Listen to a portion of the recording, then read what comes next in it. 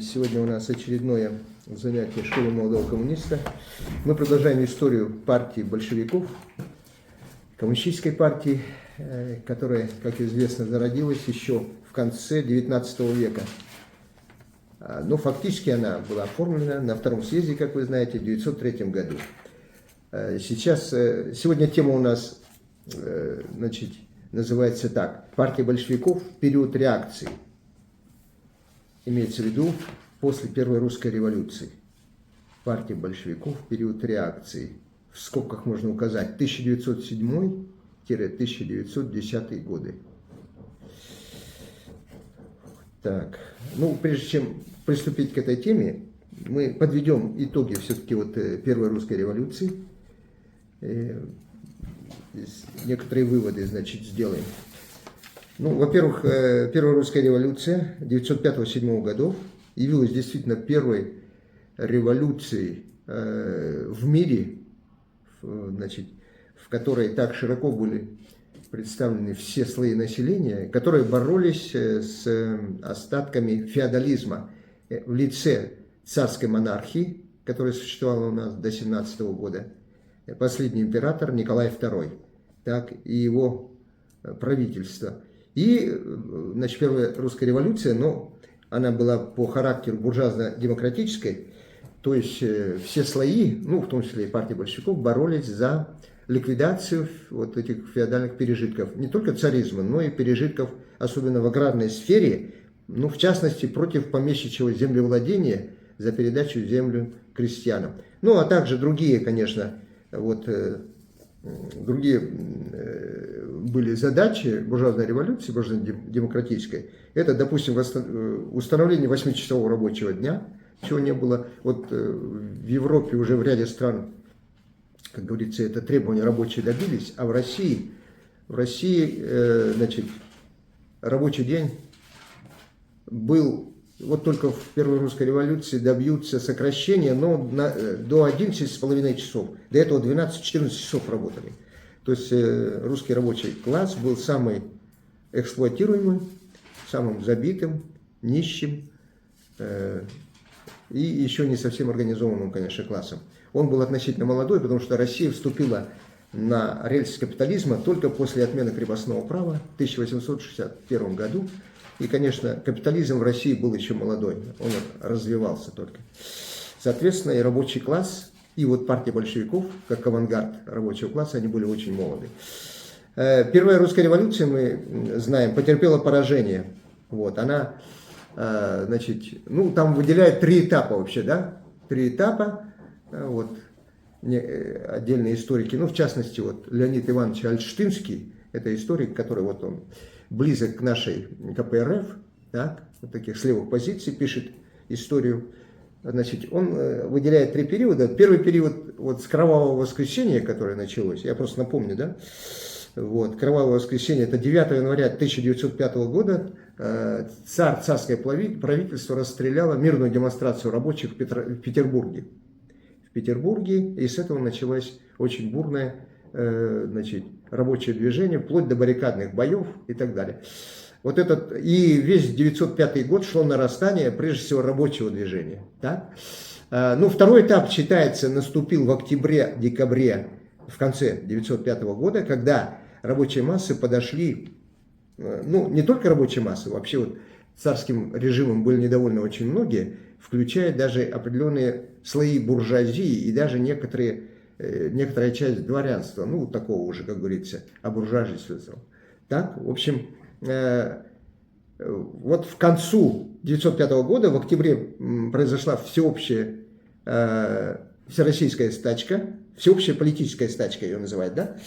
Когда, в основном в европейской части, фактически бастовало 120 городов, 2 миллиона работников. В общем, в европейской части к концу 1905 года все замерло.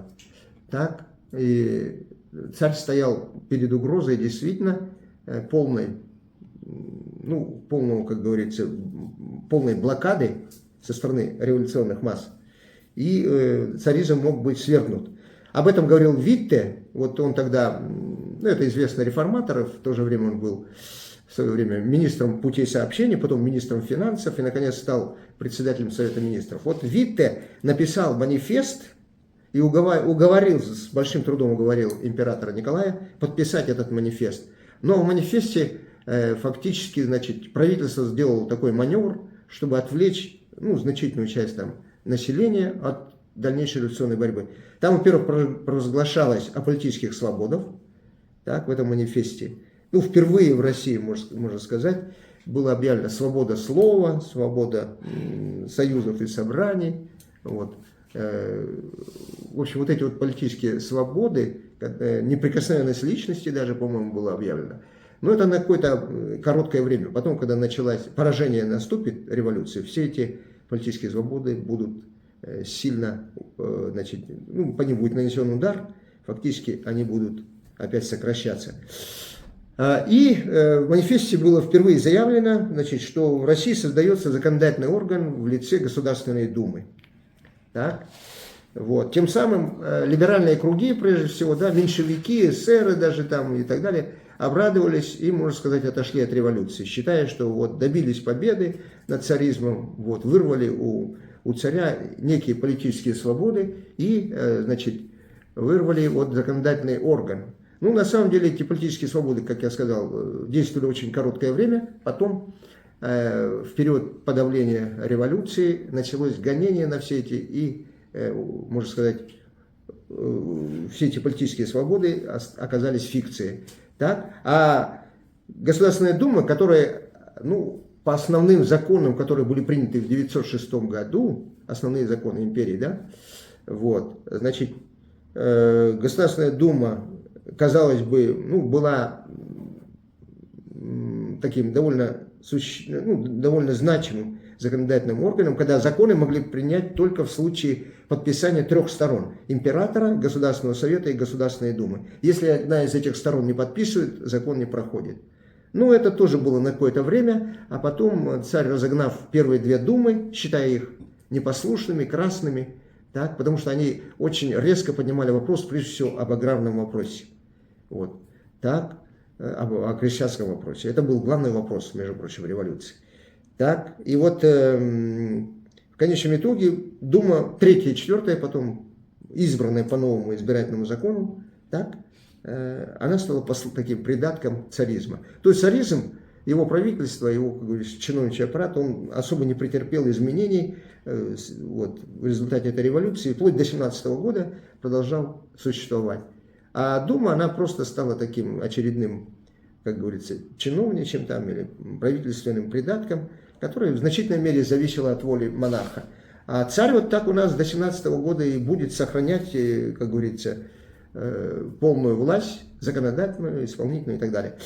Так, ну что можно подвести, вот какие итоги, да? Ну, во-первых, если говорить о революции, так, то, как сказал Ленин, я об этом в прошлый раз тоже сказал, он отметил, что без опыта первой русской революции не получилась бы победа в 1917 году, ни в феврале, ни в октябре, тем более в октябре 1917 года. То есть это была генеральная репетиция, когда народные массы, широкие народные массы получили колоссальный опыт революционной борьбы. Он говорил, один день, одна неделя вот этой революции стоила целых лет спокойной жизни.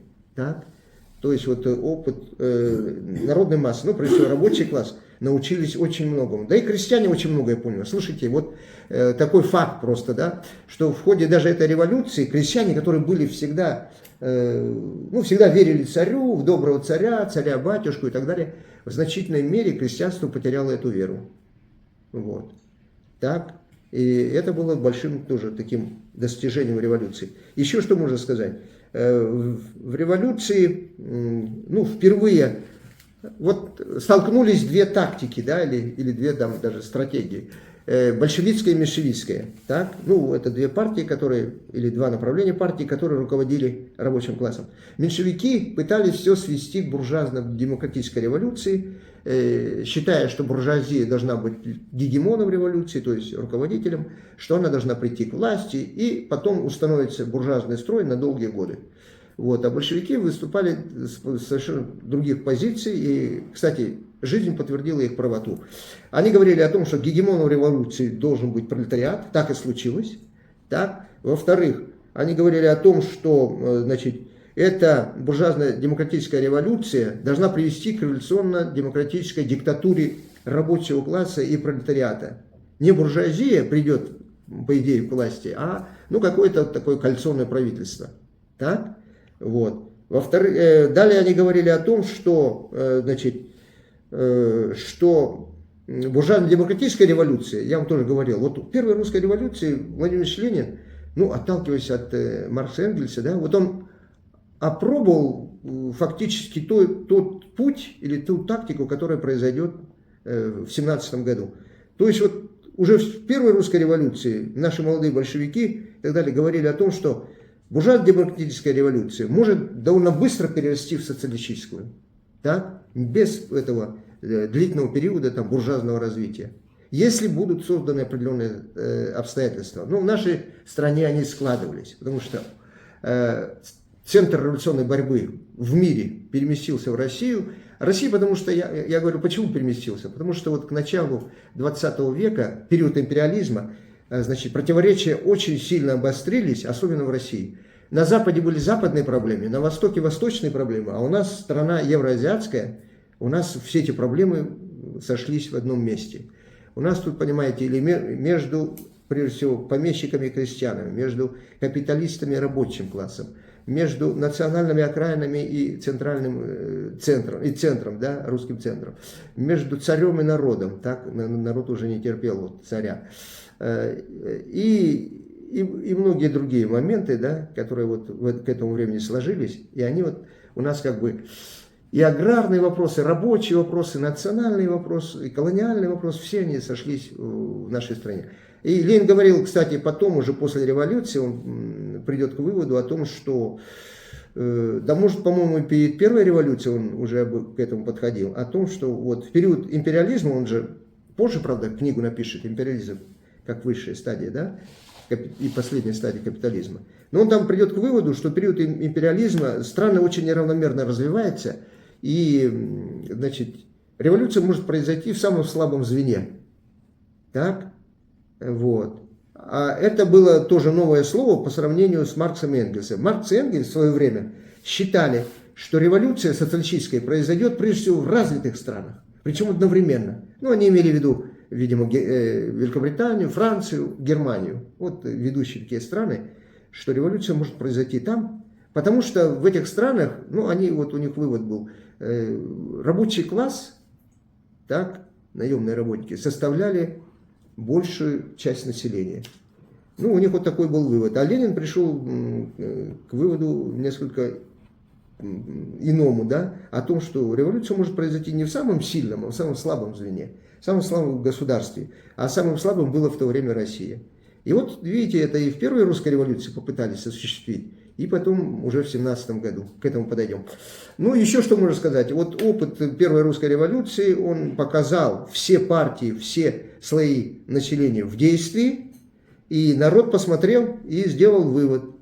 И вот он действительно проникся доверием, прежде всего, к партии большевиков, а не меньшевиков, и Владимиру Ильичу Ленину. Вот говорят о том, что партия большевиков в начале революции, о ней мало кто знал, но она маленькая была. Кстати, в начале даже Октябрьской революции, вот февральской Октябрьской, вот 17 года, партия тоже будет маленькой. В апреле 24 тысячи, а перед Октябрьской революцией в 10 раз больше, 240 тысяч.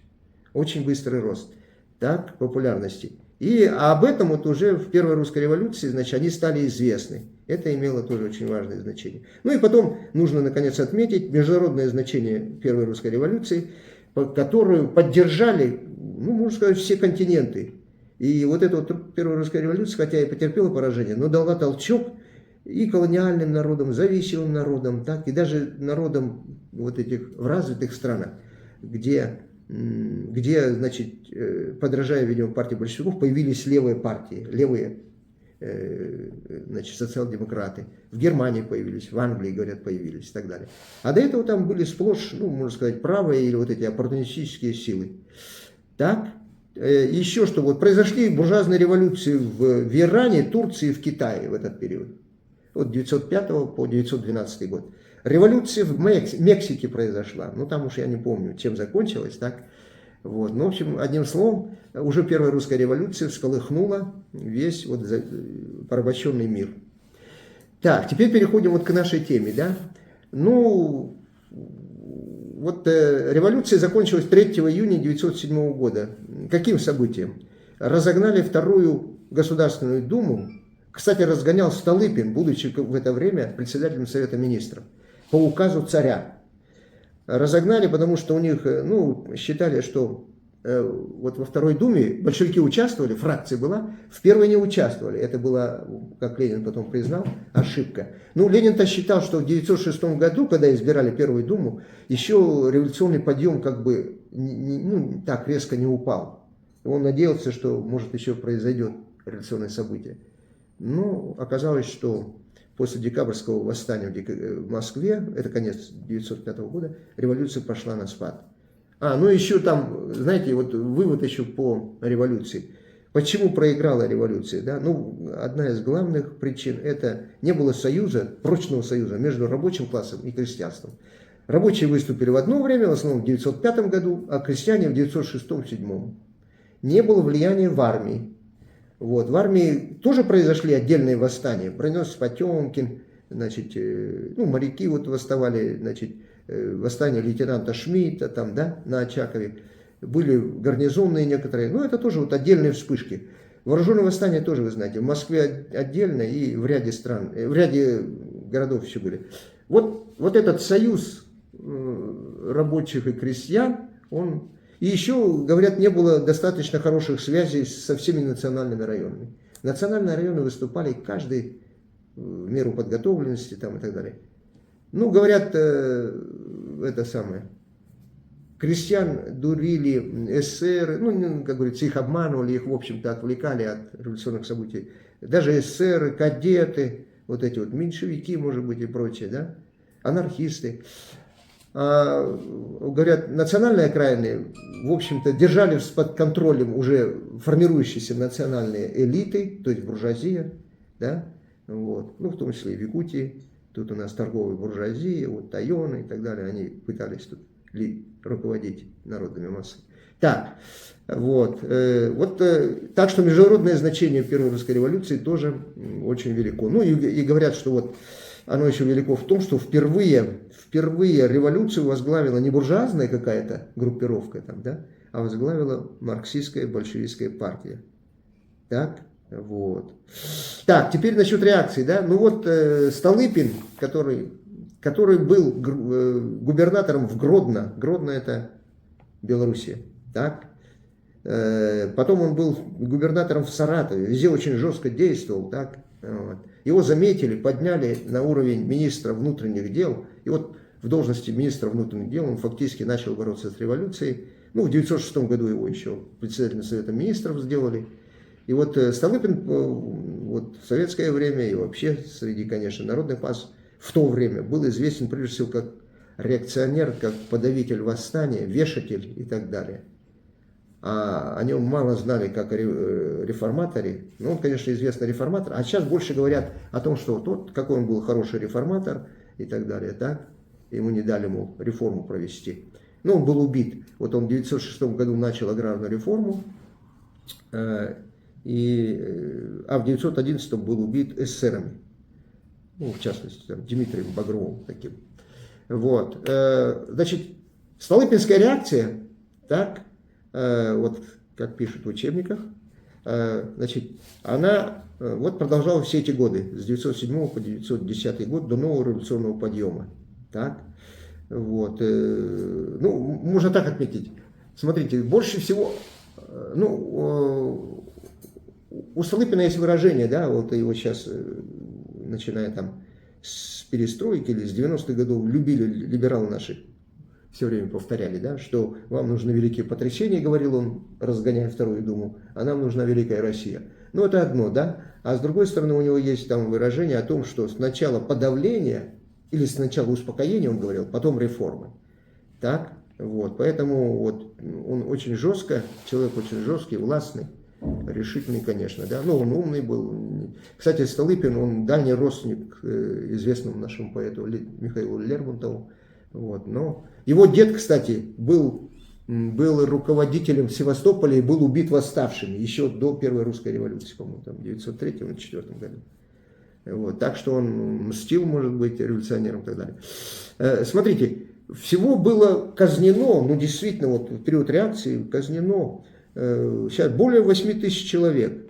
Из них военно-окружными судами более 6 тысяч, военно-полевыми судами более 1000. И без суда и следствия губернатора расстреляли, повесили и так далее, тоже свыше 1000 человек. Десятки тысяч были отправлены, арестованы и сосланы на каторгу, в ссылку и так далее. Вот, смотрите, за 906-10 годы, вот когда была объявлена о свободах, да, вот этих политических, возникло 650 профсоюзов. А вот за эти годы реакции 906-10 годов 500 профсоюзов были закрыты. Отказали в регистрации еще 600 профсоюзов. Ну, короче, профсоюзы чуть не полулегальное, полуподпольное положение перешли. В общем, их число упало до... вот смотрите, членов профсоюзов, если их было в 1907 году 245 тысяч, то к концу 1909 года всего 13 тысяч осталось членов профсоюза. Вот. Ну, царь, конечно, вот действовал с помощью охранки. Охранка, помните, была создана при Александре III. Охранное отделение. Это специальное отделение полиции, которое занималось чисто борьбой с революционерами. Это, конечно, были высокопоставленные, там иногда пишут, да, профессиональные деятели. И вот они, помните, шпиков у них море было, в штатском они там ходили, за Лениным бегали, там, за другими революционерами. Вот. Еще смотрите, Первая русская революция породила, ну, разрешили же партии создавать, породила 3 рода партий. Ну, прежде всего, это охранительные партии, которые защищали царские строи, ну, старые, в общем, существующие порядки. Их, в конце концов, стали называть черносотенные партии, черносотенцы. Так? Появились либеральные партии, ну, это прежде всего октябристы, крупная буржуазия, и кадеты. Кадеты это более мелкая, там, интеллигенция и так далее. Так? Вот. Появились рабочие партии, да? Ну, вышли из подполья, точнее, да? Это вот РСДРП, 2 направления, большевики-меньшевики, это эсеры, анархисты появились. Ну, все это, вообще-то, они появились еще до революции, просто вышли из подполья. Вот. Ну и, видимо, стали возникать и разные другие, не только профсоюзы, но и культурные, просветительные общества и так далее. На какое-то время, Ленин об этом, по-моему, тоже говорил, Россия, вот, он говорил это в 1905 и, может быть, в 1917 году, в 17-м, что Россия на какое-то время стала очень демократической страной. Но тут очень быстро, я говорю, когда начались репрессии, вот, подавлять, все это дело пошло на нет. Теперь, ну, с другой стороны, вы знаете, царизм действовал кнутом и пряником, да, вот он уничтожал революционеров. Кстати, многие революционеры вынуждены были не просто уйти в подполье, а эмигрировать, потому что невозможно было жить, работать в России. Ленин уехал тоже в 1906 году, по-моему, так, и до 17-го, даже, или 1907-м. Да, его предупредили, потому что началась охота за ним. Вот еще там, наверное, помните, да, что он по Финскому заливу, по льду, весной, ну, с опасностью для жизни, перешел Финский залив и ушел в Финляндию. Ну, и потом там за границу вообще уехал. До 17-го года. Так, многие были в ссылках. Вот. Ну, вы знаете, вот что... нет, это после Первой революции. Так, ну, у нас тоже были тут сосланные и большевики, видимо, были. Да, вот тот же Нагин у нас был тут, и Бабушкин был, вы помните, у нас в ссылке тут, и, ну, и ряд других. Мицкевич. Вот, очень многие большевики попали в том числе и в Якутию. Так, теперь, ну, а что такое пряники? Да? Ну, пряники это вот пытался проводить определенные реформы. Ну, вот разрешил Столыпину провести аграрную реформу. Вот царь наш Николай II, вслед за своим отцом Александром III, да, был такой же консерватор. Вот, и он совершенно, вот у нас же такая некая традиция, как я студентам говорю, да, у нас же идет реформатор, контрреформатор, потом опять должен реформатор прийти, опять контрреформатор, да. Капитализм как бы в 2 этапа должен был развиться. Первый этап это вот когда отмена крепостного права, первые реформы были, да, буржуазные, или великие, как их называют. Но они положили начало капитализму, но они не были до конца проведены, эти буржуазные реформы, так, и их надо было продолжать. И вот этим делом занялись при Николае, слава богу, там появились, ну, слава не слава, значит, появились такие реформаторы, как Сергей Юрьевич Витте и вот Петр Аркадьевич Столыпин, да. Ну, оба, конечно, были монархисты, Столыпина вообще мы считаем вот такой, как говорится, человек, который подавлял революцию и прочее, вешатель, да. Но, с другой стороны, конечно, они были люди более прогрессивные в плане, по сравнению с Николаем, они понимали, что Россия нуждается в реформах. Кстати, оба, ну, прежде всего, у Витте были, он, кстати, можно сказать, и аграрную реформу. Он вообще-то, Витте в основном проводил индустриализацию. Он начал, вернее, вот он начал капиталистическую индустриализацию. Вслед за промышленным переворотом, который завершился у нас в 80-е годы, да, ну, началась сразу индустриализация, то есть, или модернизация, да, в промышленности. Потому что такое промышленный переворот? Это паровые машины, это очень допотопные станки всякие, да, а их надо было модернизировать. Тем более, что в конце 19-го, начале 20 века произойдет очень много открытий технических, естественных. Вот. То есть, ну, фактически это была первая научно-техническая революция. Помните, авиация появилась, там, ну, автомобиль, там, да, и, значит, телефон, телеграф, и вот это вот все вещи, они в основном стали развиваться к концу 19-го, начала 20 века. Так, он проводил индустриализацию, ну, не завершил, ну, потому что Россия, говорю, очень мало времени было отпущено, и Первая мировая война прервала этот процесс. Ну, правда, вот определенные достижения были, так вот, скажем, да. Ну, Россия же очень с низкого уровня начинала, исходного. Поэтому 80-е, 90-е годы, за 10 лет, промышленный потенциал вырос в 2 раза. Вот 2 рывка таких было. Да? Вот. И потом, вот когда начнется новый промышленный подъем, ну и, кстати, политический подъем с 909 по 913 год, еще за 4 с небольшим, до Первой мировой войны, еще один скачок будет сделан в промышленном развитии, еще в 1,5 раза увеличится промышленный потенциал. И Россия выйдет на 5-е место в мире. Вот сейчас наши либералы и демократы любят этим хвастать. Вот Россия была на подъеме, Россия развивалась, она достигла, значит, 5-го места в мире. Ну, на самом деле, говорят, 5-е место, да, вот, это после Америки, Германии, Великобритании, Франции, но мы производили, вот 5-е место, но производили 14 с лишним раз, с половиной раз, по-моему, меньше, чем Соединенные Штаты, в 6 раз меньше Германии, в 5 раз меньше Великобритании. То есть, все равно мы там отставали в разы. А если на душу населения брать, то тем более. Так, ну вот этот процесс был прерван Первой мировой войной. Еще что, ну темпы были неплохие, да. Хотя у нас все равно в период нашей индустриализации советской темпы будут чуть не в 2 раза выше. Да, в 2 даже больше. То есть при Витте темпы были 6,6 в группе А и 3% примерно в группе Б. А у нас вот потом будет до 15-20% там в период индустриализации темпы возрастать. Очень ежегодные такие вот приросты мощные. Так, а вот Столыпин известен, да, ну, Столыпин известен как, значит, организатор аграрной реформы. А что хотел Столыпин, чего добиться, да? Ну, кстати, это его идея, он использовал в какой-то мере идеи Витте. Витте еще предлагал в 1902 году царю начать аграрную реформу, продолжить ее, вернее, вот, да? Она же началась там, отмены крепостного права.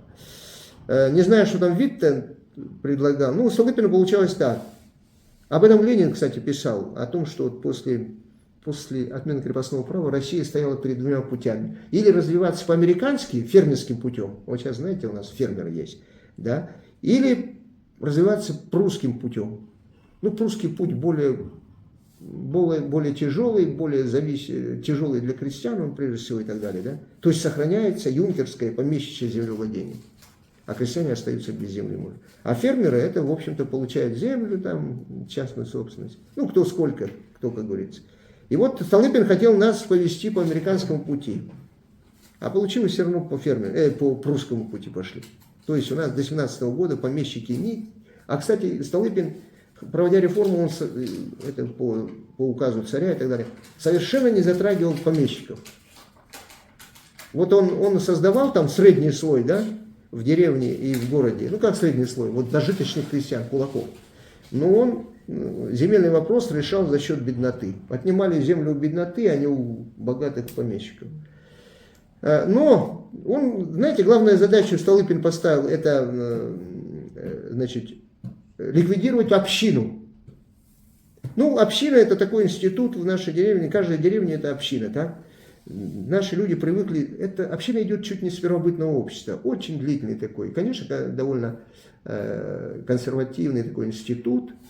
Ну, он, знаете, он для нашей страны, рискованного земледелия, община в определенной мере имела какие-то плюсы, ну и минусов, конечно, хватало. Плюсы в чем? Вот община помогала как-то выжить в неурожайные годы. А вот, кстати, неурожайных лет в царской России было море. И даже в советское время, знаете, были голодовки очень серьезные. Так? Там несколько раз. Смотрите, а в царское время вот как раз в 10-м, 12-м, да вот как раз после революции были неурожайные годы, видимо, голодные. Погибло 5 миллионов, более 5 миллионов человек. Вот. Но при этом царская власть упорно вывозила зерно за границу. Был такой Вышнеградский министр финансов, который заявил, не доедим, но вывезем. И вот народ-то не доедал, а зерно вывозили. Так? Причем очень больших, 10-11 миллионов тонн или пудов. Нет, пудов там тогда пудами считали, да? Вывозили. Ну, зерно, во-первых, конечно, видимо, хорошую цену давали за зерно, и вообще на этом обогащались и помещики, и правительство. Так, теперь, и поэтому вот он попытался ликвидировать общину и сделать всех крестьян частниками. Но из общины вышло только, ну, по разным оценкам, там, к 2010 году, что ли, где-то 25%. Причем из этих 25%, значит, половина или больше половины, это были беднота, которые выходили из общины, ну, просто они на своих клочках выжить не могли. Так? И они их продавали тем же кулакам. Кулаки, кстати, брали суды в крестьянском банке, там очень льготные тогда были, да? Потому что специально для, видимо, кулаков и сделали. И скупали эти земли. А крестьяне уходили в промышленность, города или в другие области переезжали, более там благодатные, я не знаю. Вот. Теперь, а 3/4, 75% крестьян остались в общине. Они не поддались на все уговоры, рекламу и прочее, так? Потому что все-таки надеялись на старую, добрую, как говорится, да, традиционную общину, чем на какие-то новые вот эти пожелания. Тем более еще вот Столыпин 3 миллиона, ну, пытался ликвидировать вот это малоземелье и так далее, да, нехватку земли. 3 миллиона пытался переселить в Сибирь.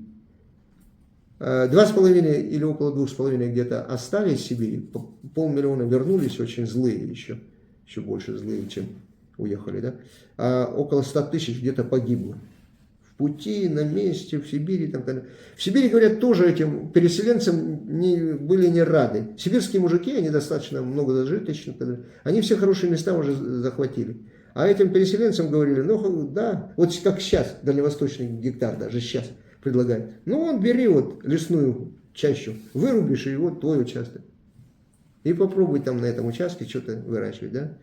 Вот. Или говорили эти сибирские мужики, поработай на меня батраком лет 10, я тебе выделю какой-нибудь участок. Вот так. Так что не все было. Ну и тогда. А так вообще-то и Витте, и Столыпин, они планировали, конечно, и другие реформы. Вплоть до того, что вот хотели ликвидировать безграмотность, начальное образование всеобщее ввести, не получилось. Вплоть до того, что там чуть не электрификацию Столыпин мечтал там в деревню провести. Ну откуда? У нас даже перед войной будет очень маленький процент. И даже после войны деревни далеко не имели электричества. Колхозы тогда еще. Так? Потому что не хватало мощности даже для промышленности. Так, теперь. Вот столыпинская реакция приведет к тому, что партии все будут в значительной мере ликвидированы, так? Или уйдут в подполье. Ну, те, кто легально существовали, они вынуждены были подыгрывать правительству.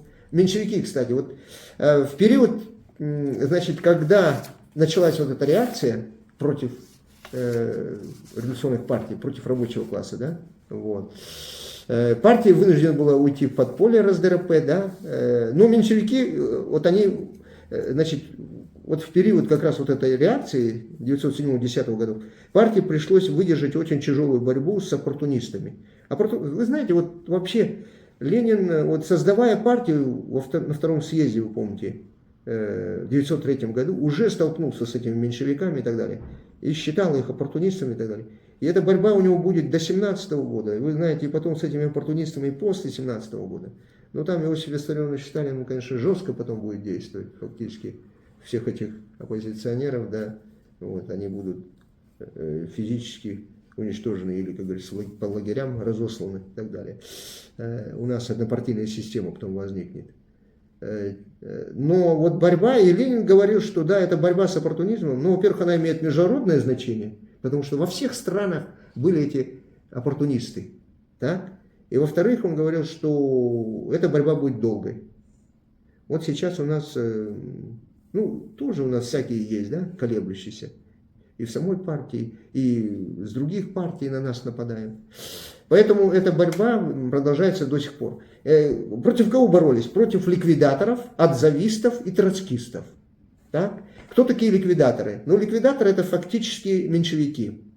За что ратовали вот меньшевики и там другие незрелые слои, значит, партии большевиков? Они говорили так, что надо ликвидировать нелегальную партию, а партия ушла в подполье, да, от гонений, и выйти только на легальные позиции, что будем работать легально, как другие партии. Вот. Ну, конечно, придется подыгрывать правительству, выполнять законы там, и так далее, да? Вот. Но это фактически был путь оппортунизма, сдачи предательства, сдачи позиций перед буржуазией. Поэтому против ликвидаторов шла очень жесткая борьба. Так? Другие были, как говорится, как их называл Ленин, ликвидаторы наизнанку. Ну, они говорили наоборот. Вот у нас же Ленин предложил сочетать легальные и нелегальные методы работы в период реакции. Так? Сам он, конечно, за границу уехал, но вот он оттуда писал, рекомендовал, все такое. Да? В общем, у нас во Второй Думе, в Третьей Думе, в Четвертой Думе фракция была большевиков. Ну, вообще РСДРП она называлась, да, но там меньшевики и большевики входили. То есть отзависты предлагали отозвать депутатов из Государственной Думы и перейти только на подпольную работу. Это тоже был перекос, считал Ленин, да, считал, что это ликвидаторы наоборот там, да, вот, отзависты. То есть, ну это, Ленин говорил так, вообще-то вот период реакции, самое главное не только сохранить партию, не только сохранить костяк там, не только, как говорится, но не потерять связи с народом, с рабочим классом, крестьянством, интеллигенцией там, и так далее. Да? Потеряем связь, вот отзависты, если уйдем в подполье, связь будет потеряна в значительной мере, да? Все, то мы, как говорится, значительно сдадим позиции, и вообще никакой подготовки к новой революции не получится.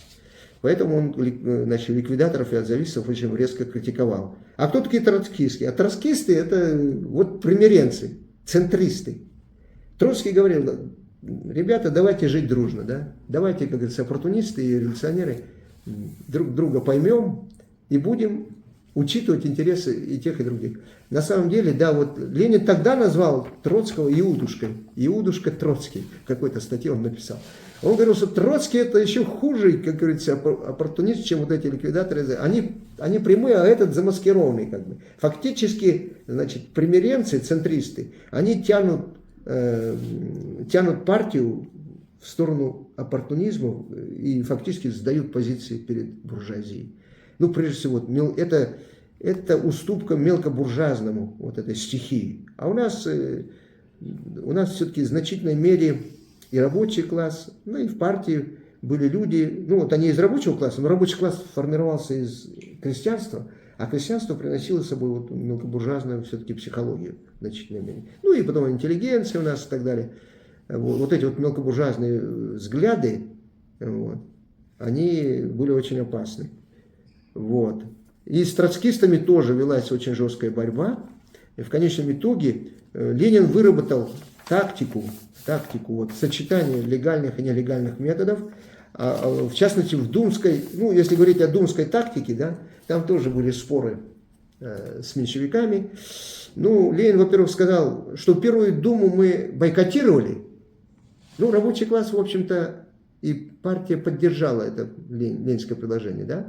Но потом Ленин сказал, что это вообще-то ошибка была, потому что он думал там, и вообще вот большевики надеялись, что революция еще не завершилась, что еще, может быть, добьются чего-то. А оказывается, она шла на спад.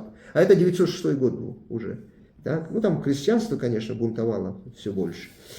Вот. А потом, когда вот наша фракция работала там, ну, она как-то объединенная была, по-моему, РСДРП называлась, так? Вот.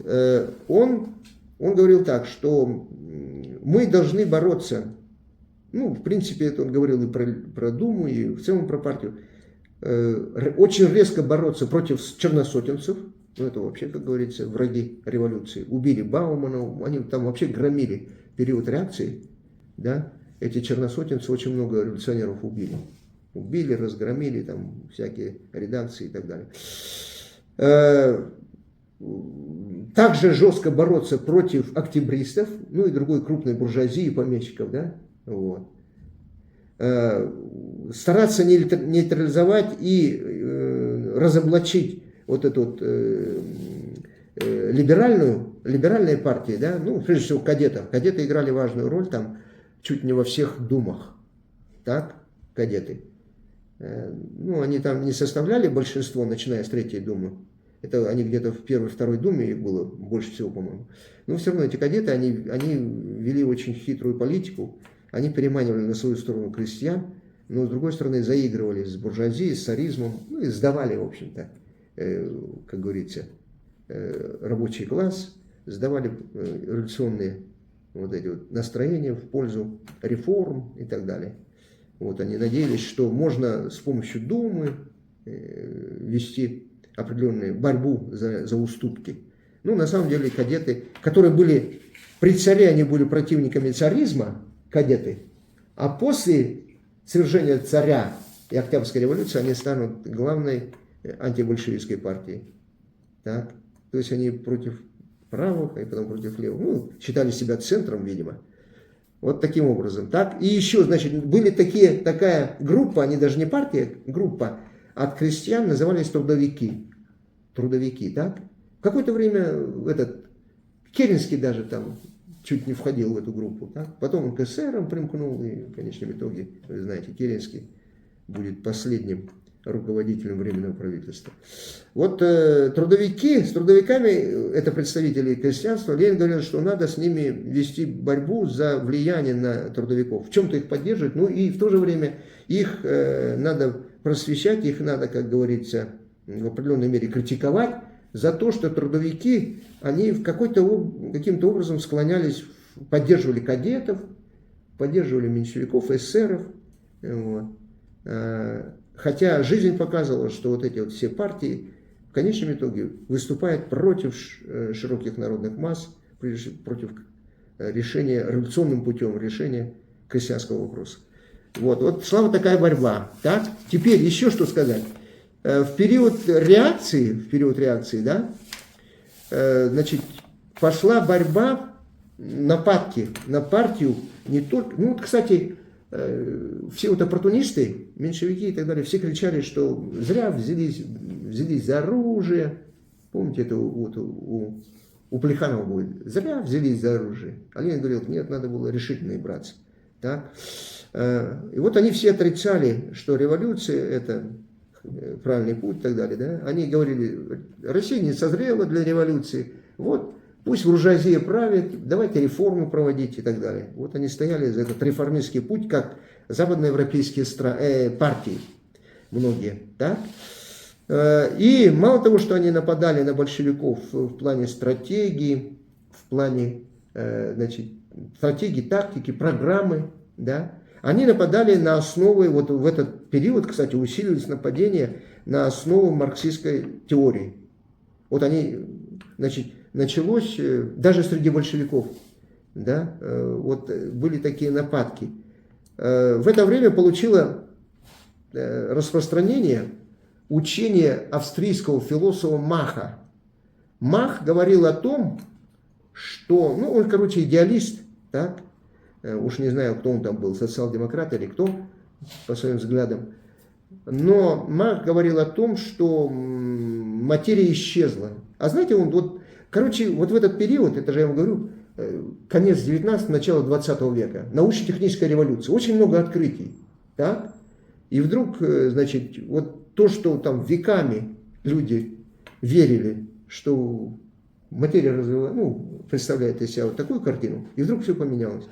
Помните, даже у этого, у ректора Казанского университета Лобачевского, у него теория появится, да? Вот. Он геометрию по-новому. А там как? Вот все привыкли к геометрии, ну я так представляю, да? Геометрия это вот ровное пространство, квадратики, все. А Лобачевский сказал, да Земля-то круглая, да? Вот эти все выпуклости, почему мы не учитываем? Вот. Поэтому, когда большие пространства, там точно надо учитывать.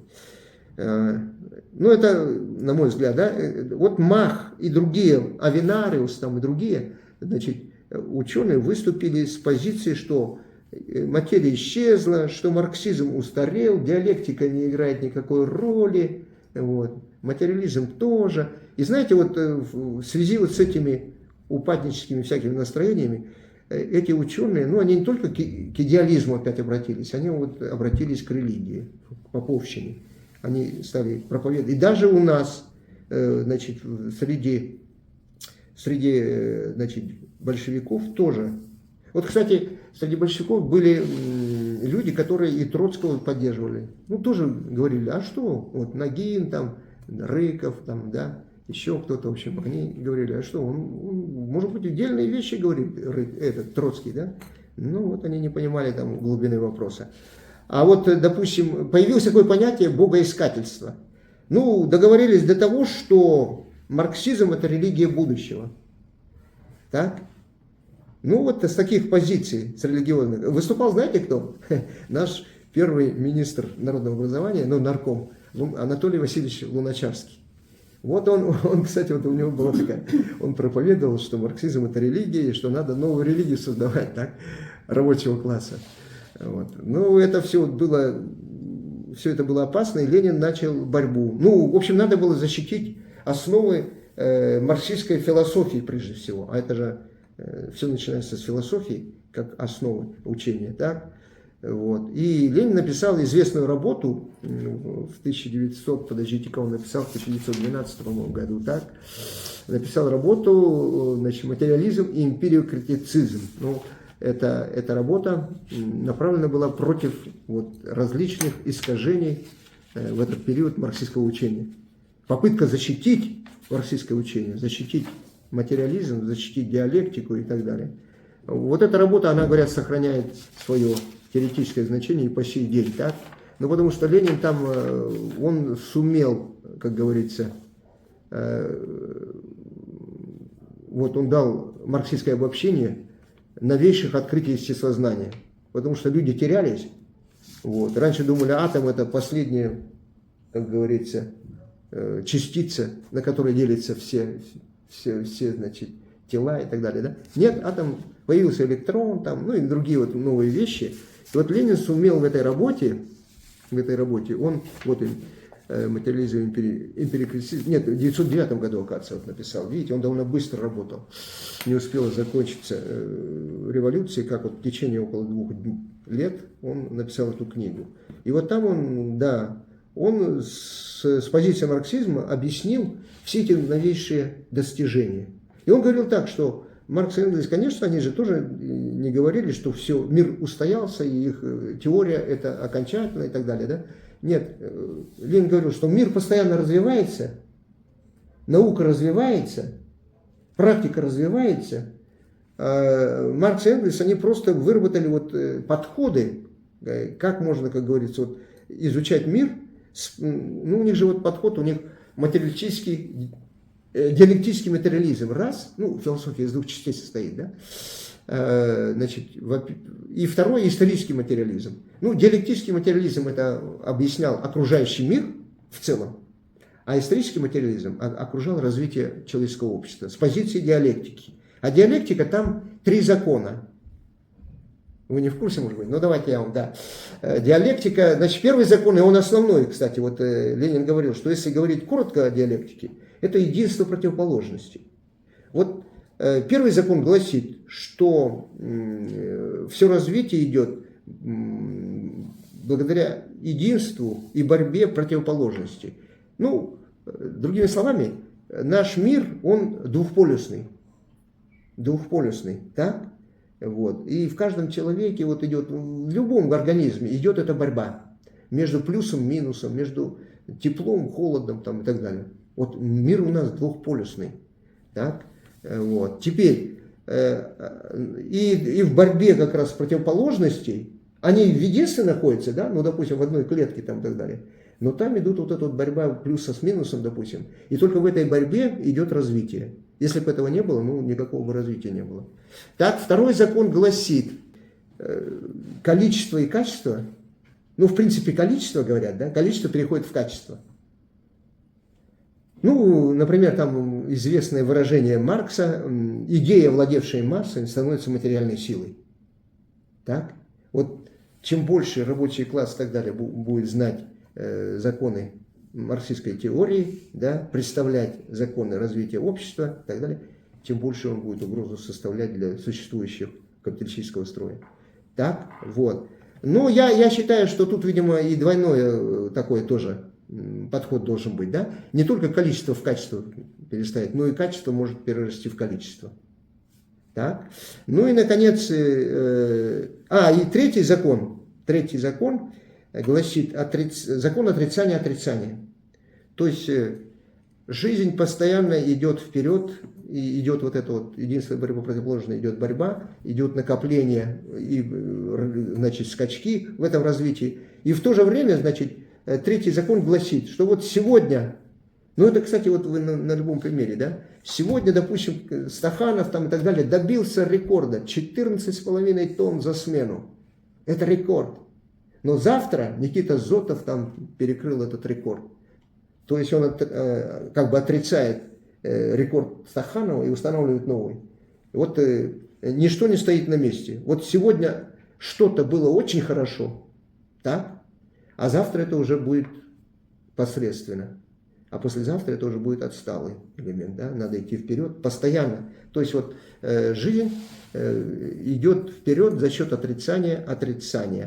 То есть вот, ну как бы, да, вот одно отрицает другое, но потом приходит следующее отрицание, отрицает то, что отрицало как предыдущее. То есть постоянно идет смена. Ну это даже из... Ну да, это понятно, потому что, значит, все-таки весь мир, ну и в определенном мере человечество, мы говорим, развивается вот диалектически, да, по спирали.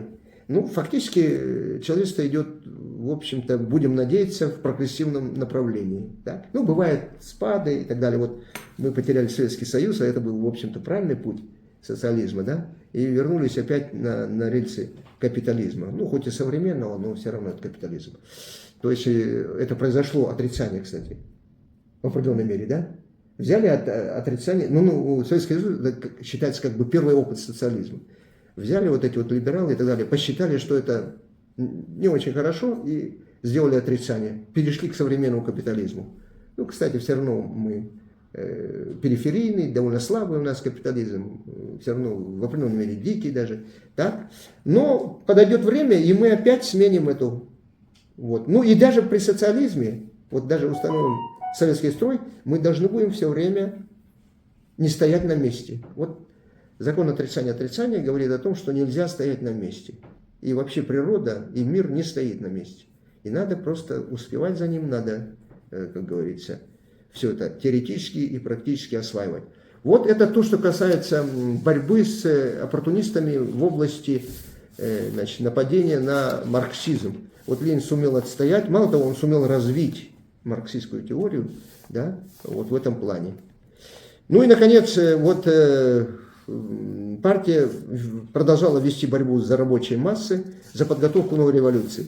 Ну а здесь таким образом, вот мы говорим, что это самое, что партия сохранила после революции, говорят, в значительной мере, вот, хотя очень серьезные были потери, да, репрессии были жуткие, так, но почти во всех, ну практически во всех крупных центрах, крупных городах партийные организации сохранились, комитеты сохранились в определенной мере кадры, ну, конечно, многие пострадали, так, но основа партии была сохранена, лидеры были сохранены в определенной мере, так, и это позволило партии начать новую подготовку, новую работу за подготовку к новой революции. Ну, кстати, вот Владимир Ильич Ленин и так далее говорил, он же говорил про первую революцию. Первая революция, вот там, уступки сделал царь, да, что-то вырвали у него, но она не решила основные вопросы.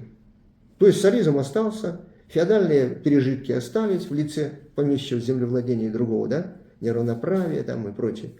Так? Поэтому революция в России следующая, неизбежна, потому что коренные противоречия не решены. Вот. А вот меньшевики и другие оппортунисты, они говорили, нет, все нормально, вот, к власти чуть не буржуазия приходит вместе с царем, да, вот Дума появилась, там еще что-то и так далее. То есть они считали, что революция это не тот путь, а Ленин продолжал вот готовить. И, как мы говорили, да, вот, чтобы не потерять связи с народными массами, рабочий класс, во-первых, участвовал в Государственной Думе. Вот, Ленин говорил, надо участвовать во всех легальных организациях, которые существуют. Существуют какие-то профсоюзы, надо туда проникать. Существуют какие-то, вот съезды собирались, женские съезды собирались. Там выступали от рабочих, от большевиков люди. Собирались, даже были съезды там, или по борьбе с алкоголизмом были. Съезды трезвости были. И там наши люди выступают, и фактически, значит, этот съезд даже закрыли из-за того, что правительство или там полиция доносила. Да это съезд не против алкоголизма, а против правительства. Поэтому надо его закрыть. Потому что там выступали на этих съездах, ну и, конечно, против алкоголизма, но и выступали против правительства. Вот все использовали. Разные культурные общества и так далее, и так далее. Везде вот должны были участвовать наши представители, да, в том или ином виде. И это позволяло, ну и с христианством каким-то образом надо было работать, да. У крестьян же появились свои организации, крестьянский союз, так. Ну потом с крестьянами вот и в Думе, и на каких-то других уровнях, скорее всего, не бросили работу и в армии потихоньку, да. Работали со многими, тогда еще были национальные эти социал-демократические партии, группы. У Польши своя, у Литвы своя, там бундовцы. Бундовцы это еврейская, как говорится, отдельная партия была, да. И другие. Вот с национальными окраинами тоже надо было работать. И работали. И мало того, значит, большевики, в том числе Ленин, участвовали в международных конгрессах, на которых резко критиковали этих оппортунистов Запада. Так? Вот. И у Ленина находились сторонники не только в нашей стране, но и сторонники на международном уровне. Кстати, он там уже с Розой Люксембург, вот, кстати, Штутгартский конгресс был в 1907 еще году, по-моему, да? На котором он с Розой Люксембург, которая революцию потом совершит, там буржуазная, правда, буржуазно-демократическая Германия, они говорили так, что надо выступать за революцию, но против войны. Вот войну, против войны, они уже предвидели, что эти два блока-то этих готовятся к мировой бойне. Они говорили, что ни в коем случае нельзя допустить, это раз, а если произойдет война все-таки, да, развяжут ее империалисты, то надо все сделать, чтобы повернуть оружие, вот, ну потом у них лозунг такой будет, да, повернуть оружие воюющих армий против своих правительств. Потом вот такой лозунг будет, да, превратить войну империалистическую в войну гражданскую. Одним словом, вот до 2010 года это были довольно сложные годы. Это, кстати, годы, когда в стране, в нашей, как и в мире, произойдет вот этот мировой кризис 1900-1903 года. Потом депрессия наступит довольно там 4-5 лет, да, и потом только начнется новый подъем с 909 года. Экономический подъем приведет к чему? Ну, до этого не только разгон революции произошел, да, вот разгром, но и в результате кризиса масса безработных, нищих, обездоленных и так далее. Так? 5 миллионов умерло, я же говорю, в эти годы. 5 миллионов из-за голода. Так? Поэтому, когда начался экономический подъем новый, рабочие нашли работу, а это у нас предприятия довольно крупные всегда, это сплачивает рабочих, и опять началась вот эта подпольная работа. Но это в следующей теме. А вот это вот просто имейте в виду, да, шла очень жесткая борьба с оппортунистами, ликвидаторы, отзависты, троцкисты, да, шла борьба за научную, как говорится, основу марксизма, потому что вот оппортунисты хотели подорвать партию с этой стороны, да, вот. И, наконец, партия не бросала работу с массами, она продолжала, ну и сама, как говорится, учиться, опыт, как говорится, использовать первую русскую революцию, ну и продолжала сплачивать народные массы. Вот на сегодня это все.